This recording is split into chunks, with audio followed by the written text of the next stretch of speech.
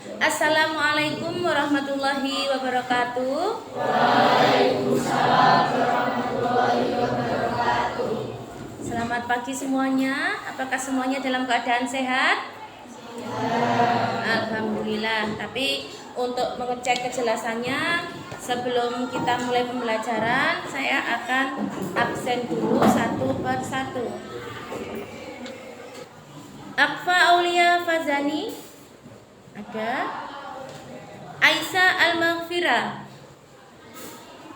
Alvin Rizkia Sanjaya, Alvito Lailan Ramdhani, Ana Andreani, Anastasia Lutfiana, Aurelio Wildan, Bulan Ayu Oktavia, Selvin Febrianda Cahya, Cinta Frajanita, Dita Fernanda Sari, Dia Viola Ramadhani, Zinida Arzakia. Sakit, semoga yang sakit segera sembuh. Ekita Surya Maharani, terakhir Zania Grandis. Berarti untuk hari ini yang tidak hadir satu anak, yaitu Zinida, karena sakit jadi dia tidak bisa hadir. Makanya anak-anak di masa seperti ini, karena memang masanya di tempat kita itu kondisi musimnya tidak stabil, kadang hujan, kadang panas, maka dari itu diwajibkan bagi Anda semua untuk bisa menjaga kesehatan masing-masing dengan cara istirahat cukup, makan teratur dan bergizi, dan juga rajin berolahraga. Gitu ya. Kemudian sebelum kita memulai materi selanjutnya, saya ingin mengingatkan kembali mengenai materi yang sudah kita pelajari minggu kemarin. Jadi negara-negara di kawasan Asia Tenggara itu sejumlah 10 negara anggota, mereka bekerja sama di berbagai bidang dengan sumber daya alam yang dimiliki, dengan sumber daya manusia dimiliki, dan juga karena memiliki kebutuhan yang harus dipenuhi, yang kemungkinan besar dari negara tersebut tidak bisa memenuhi kebutuhannya sendiri, maka harus bekerja sama atau berinteraksi dengan negara anggota ASEAN yang lain, bahkan juga berinteraksi dengan negara di luar Asia Tenggara. Yang rencananya hari ini akan ada 2 sub-bab yang akan kita pelajari, yaitu yang pertama mengenai faktor pendorong dan faktor penghambat dari kerjasama ASEAN, kemudian yang kedua adalah bentuk-bentuk kerjasamanya. Sebelumnya untuk materinya akan saya tulis dulu di papan tulis.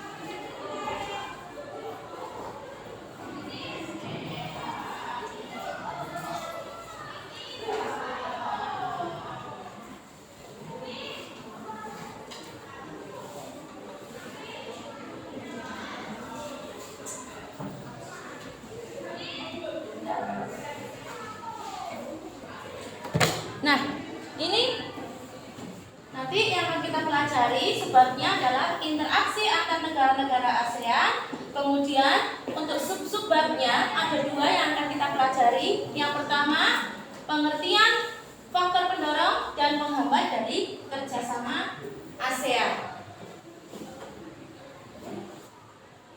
Kemudian yang kedua adalah bentuk-bentuk kerjasamanya yang meliputi bidang sosial, politik, budaya, pendidikan, dan perkembangannya.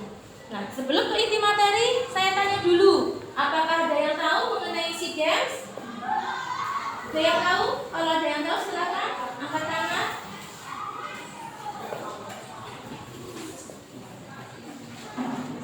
SEA Games. Southeast Asia Games. Artinya apa? Kompetisi khususnya di bidang olahraga yang ada di kawasan Asia Tenggara. Ya. Berapa tahun sekali diadakannya? 2 tahun ya, 2 tahun ya. Jadi di situ SEA Games dilaksanakan oleh negara-negara di kawasan Asia Tenggara itu memiliki tujuan. Tujuannya apa kira-kira? Apa tujuannya? Iya, betul. Bagus sekali. Namanya siapa? Ya, jadi yang dijawab tadi adalah benar sekali ya. Jadi SEA Games itu tujuannya adalah untuk menjalin silaturahmi di antara negara-negara kawasan Asia Tenggara. Jadi kalau misalnya SEA Games itu diadakan dengan maksud untuk unjuk gigi, untuk menunjukkan bahwa atlet-atlet dari negara tersebut itu hebat-hebat, itu salah. Karena tujuan utama dari SEA Games adalah untuk menjalin silaturahmi. Jadi bukan untuk menunjukkan ini loh atlet dari negara saya, atlet yang sangat kuat, hebat, sehingga bisa memenangkan ajang SEA Games dan menjadi juara umumnya. Bukan itu semata. Jadi yang paling utama tujuannya adalah untuk menjalin silaturahmi. Di situ para pemuda dari negara yang memiliki keunggulan atau skill di bidang olahraga khususnya sepak bola nanti akan dipilih untuk mewakili negaranya dalam event pertandingan sepak bola, misalnya U19, U23 dan lain sebagainya. Nah, itu. Kemudian tanpa kita sadari sebenarnya dari pertandingan sepak bola atau SEA Games tadi sebenarnya itu akan melahirkan rasa nasionalisme bagi rakyat negara itu. Contohnya Indonesia.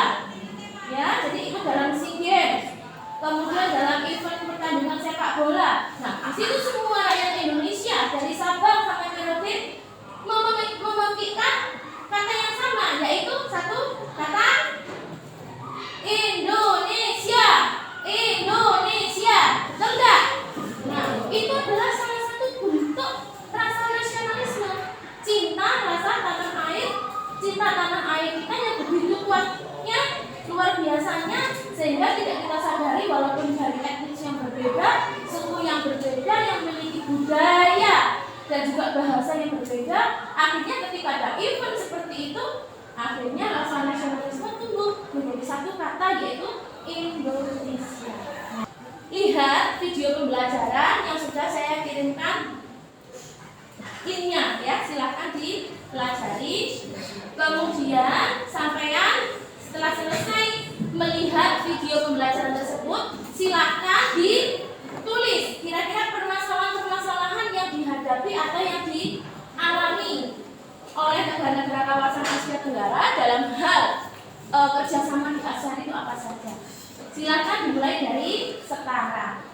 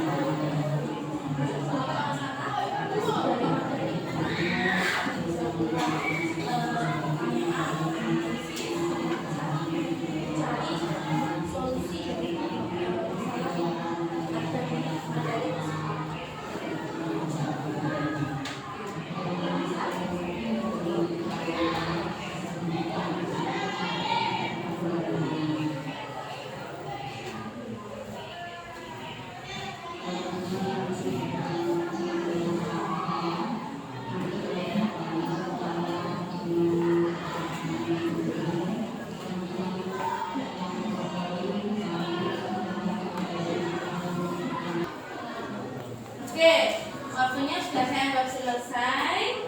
Silakan dimatikan dulu HP-nya ya. Untuk tahap selanjutnya akan saya bagi kelompok. Insya Allah ini sudah heterogen ya. Jadi untuk kelompok 1 nanti ada Aulia, ada Aisyah, Alvin, Alvino, dan Ana Andriani.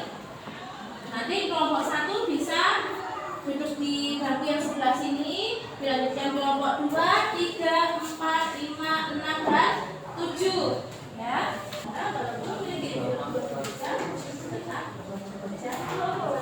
Jadi mampu menyampaikan permasalahan ideologi yang berbeda.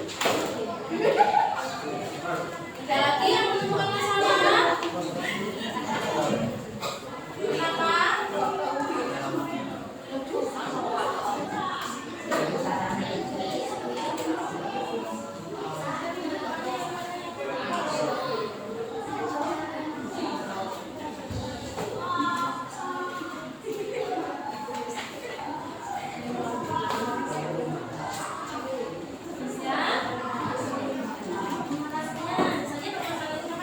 Assalamualaikum warahmatullahi wabarakatuh. Waalaikumsalam warahmatullahi wabarakatuh.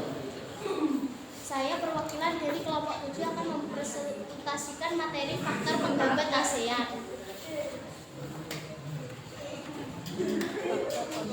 Dalam faktor konflik dan peperangan yang terjadi dalam negeri maupun antara negara yang mengganggu stabilitas negaranya sehingga akan menghambat kerjasama. Cara mengatasinya adalah negara yang terjadi konflik harus bisa mengajukan perdamaian agar tidak terjadi peperangan konflik di kawasan ASEAN tersebut dan menjadikan kawasan-kawasan ASEAN bebas nuklir dan peperangan. Sekian presentasi dari kelompok 7. Saya akhiri. Wassalamualaikum warahmatullahi wabarakatuh. Waalaikumsalam warahmatullahi wabarakatuh. Nah, itu permasalahan yang diangkat dari kelompok 7, yaitu mengenai konflik dan peperangan yang menyebabkan faktor yang menyebabkan terjadinya hambatan terhadap kerjasama di kawasan Asia Tenggara. Ada yang mau bertanya? Ya, ada yang bertanya? Saya nggak bisa jawab. Ya, ada yang mau bertanya? Cepet dong. Ini konflik dan peperangan yang menjadi tema permasalahan dari kelompok 7. Ayo teman, ada yang mau bertanya sama saya?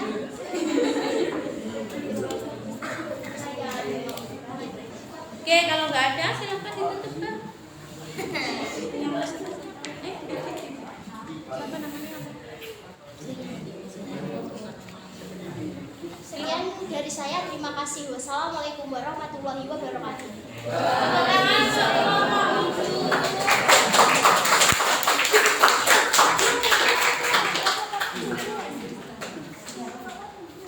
Dilanjutkan kelompok yang presentasi terakhir yaitu kelompok 4, silakan. Salam dulu, Mbak. Assalamualaikum warahmatullahi wabarakatuh. Waalaikumsalam warahmatullahi wabarakatuh.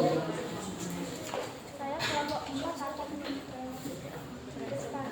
mempresentasikan kebijakan protektif.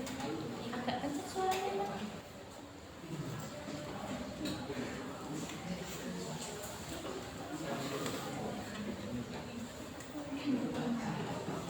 Ya, yang jadi topik dari bahasan permasalahannya apa? Kebijakan protektif. Kebijakan protektif. Ya, silakan dijelaskan.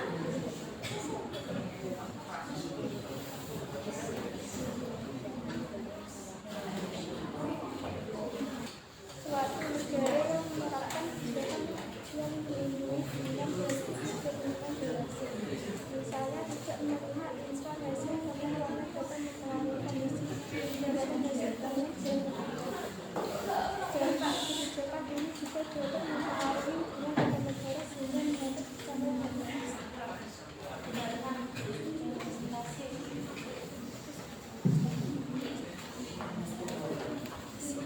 Sampel. Nah, ini demikian presentasi dari kelompok 4 ya.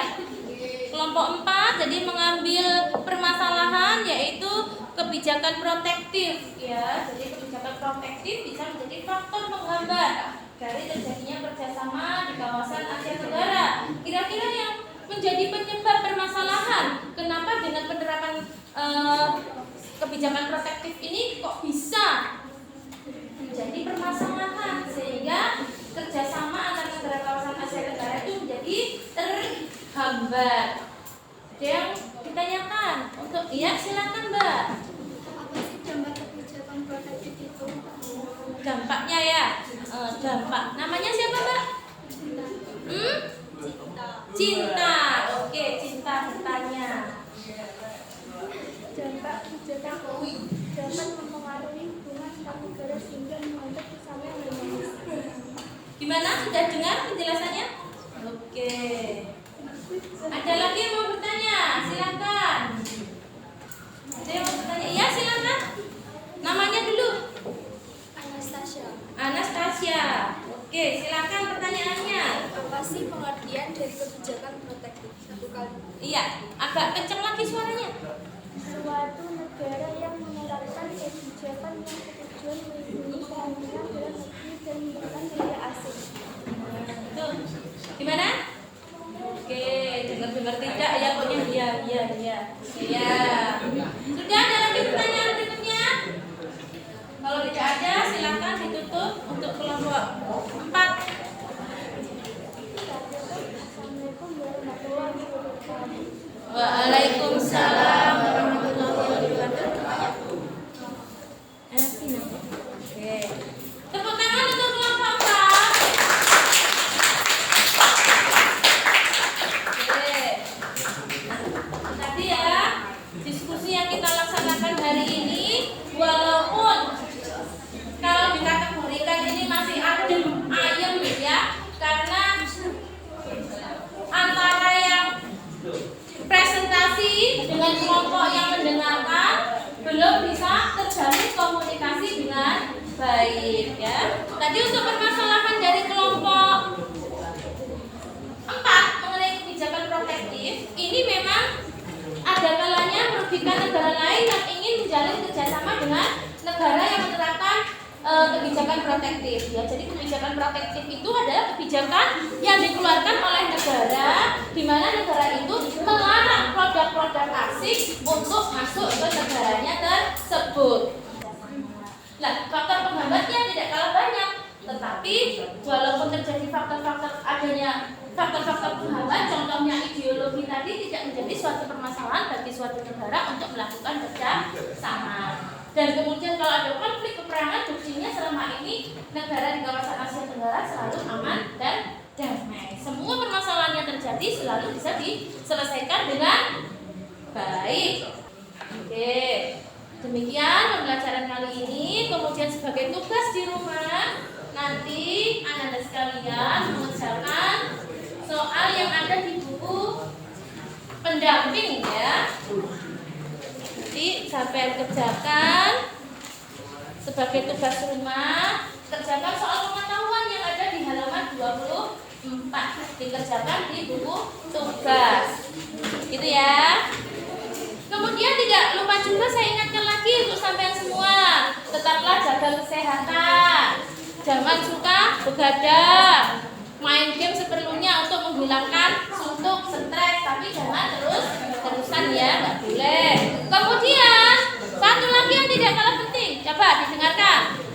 Semua tata tertib yang berlaku di sekolah, di madrasah ini, semua warga masyarakatnya, siapa warga masyarakatnya? Ya kita semua ya, harus bisa mentaati dan mematuhi peraturan yang berlaku. Gitu ya pesan saya. Kemudian untuk tugas berikutnya, selain mengerjakan tugas itu, untuk di rumah kalian pelajari materi tentang pengaruh kerjasama bidang ekonomi, sosial, politik, dan budaya, serta pendidikan, dan juga upaya-upaya dalam meningkatkan kerjasama di antara negara-negara ASEAN. Jadi ada 2 tema lagi yang akan kita pelajari di pertemuan berikutnya. Itu ya, saya akhiri. Untuk pembelajaran kali ini tetap semangat, jaga kesehatan. Saya akhiri. Assalamualaikum warahmatullahi wabarakatuh. Waalaikumsalam warahmatullahi wabarakatuh.